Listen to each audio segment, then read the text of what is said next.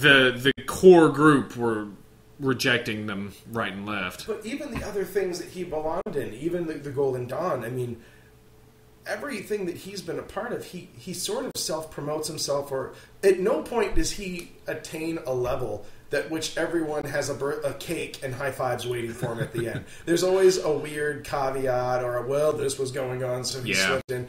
He's got all these weird, quote-unquote, accomplishments, but they're mostly self-administered, or at least under weird circumstances that, Yeah. They're like world records for sprints that all have the asterisk at the end. Performance-enhancing initiation. Exactly. He's the Lance Armstrong of the occult. Too soon.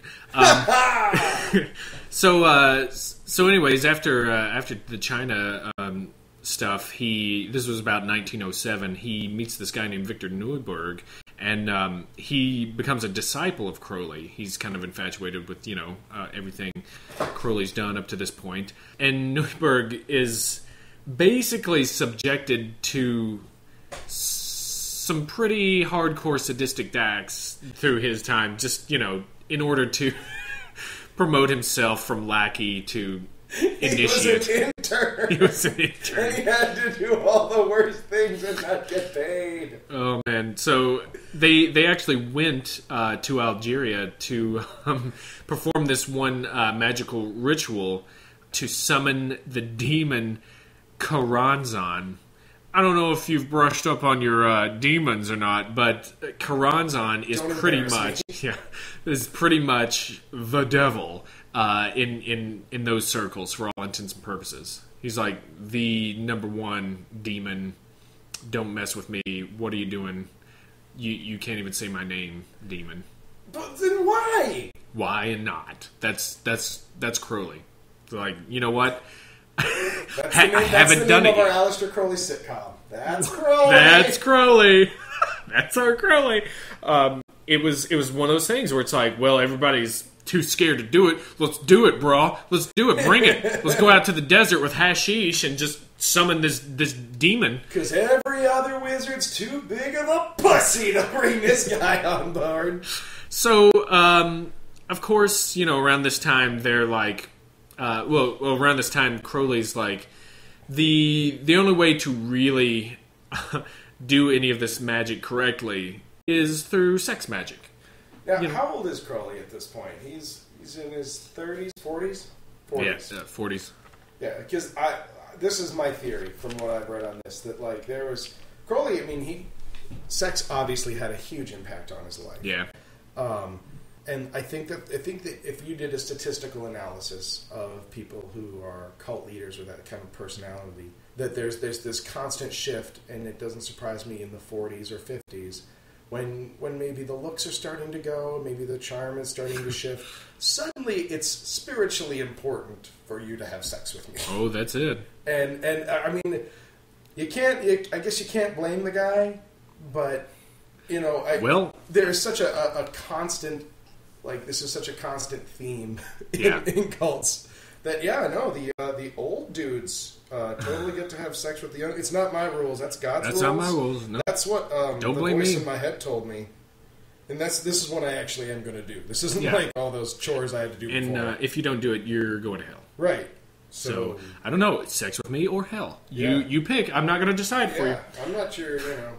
Of course, Victor Neuburg went mad after that. Soon after, Crowley kind of threw him to the side, kind of like he's done with most people he came across. He's like, we're done with this. And then while they were out there, Crowley wrote The Vision and the Voice, which is another piece of writing that is out there for him. So if you're keeping track at home, that is 2 people he has now driven mad. And two writings at least. Yeah. Which I think there was some in between there. Like I said, we're not going to touch on everything. Books of poetry and whatnot. And so it was around this time he traveled to New York, and he's really getting into the sex magic stuff. And when you're into sex magic, ain't but one city on earth to go, the Big Apple. That's right, because I guess Las Vegas was around at the time, but probably not. I don't think it as was prolific. It wasn't? Nope. I don't think there was any in Las Vegas. And there was like that stock footage of a tumbleweed and a bleached cow skull. They had that taped to like a what they considered a plant at the time. So yeah, he's in New York, and the funny thing about this is he tried to help the British Army, because this is around World War I was getting on its feet and starting to be a thing in the world. That World War starting to catch on. The old World War. He was not admitted into the British Army. Basically, they didn't want any of his help. So wait, I'm sorry. The British Army didn't want a pansexual mystic? Sorry. Wow. I mean, they didn't. It's their funeral. I mean, that's what they said. So he decided to help out the Germans, but at the same time, this was all tongue in cheek, I think, because he wrote propaganda while in America about the German army and that whole machine that was coming to power. But it was so silly. Like, he was writing something, I think they said, to a Zeppelin. Like, he wrote a letter to a Zeppelin being like, hey, you missed this jerk's house that I grew up with and was a complete jackass to me. Here's the actual address. Can you please turn around and bomb it one more time? He was writing this sort of stuff. So it was kind of like, well, this is kind of making Germany look like an idiot. So was he working for he was kind the of British Kaufmaning the whole thing? Yeah, it was sort of like that. And another little tidbit about that was Ian Fleming of the James Bond fame. Ian Fleming tried to get the government to hire him, to have help from him. And they were like, no. He tried a couple times to get Crowley. That was the World War II era because of Hitler's interest in the occult. And they were like, oh, where'd we put that occult guy? Yeah, exactly. Rudolf Hess. They're like, he's kind of an idiot. Let's see if he'll talk to Crowley about this.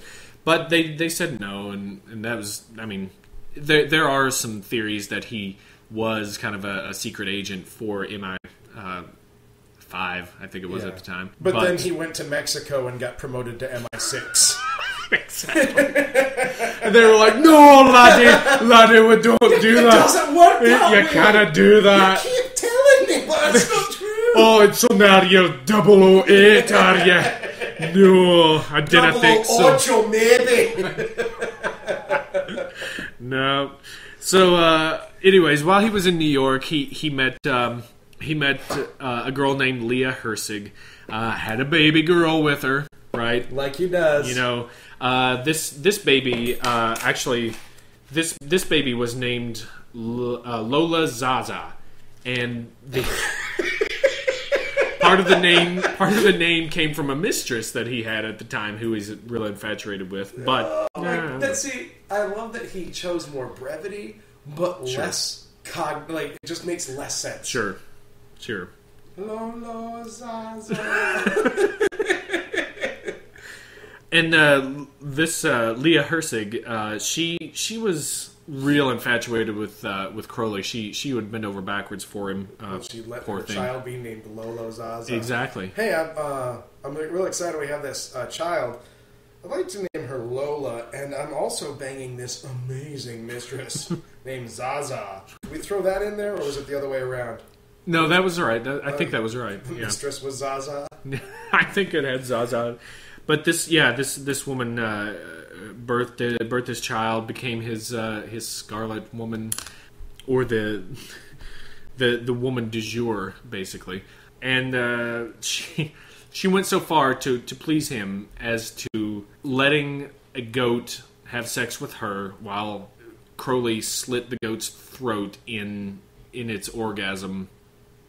This is another thing that's like, did this happen, or is this another fact of Aleister Crowley? I'm going to call Shake a Dance on that, and I'll tell you why. Because that's the kind of thing that you would just make up. At least that's the kind of thing I would make up. Is that a poor reflection on me? Like, I was like, I need to make up something completely terrifying. We got to have a goat. Yeah. What's the goat doing? Is it... it was having sex with a girl.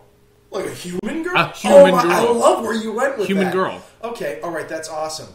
Oh my gosh, so what? After it's that not enough. after they have sex, do they just get married? Are they a No, couple?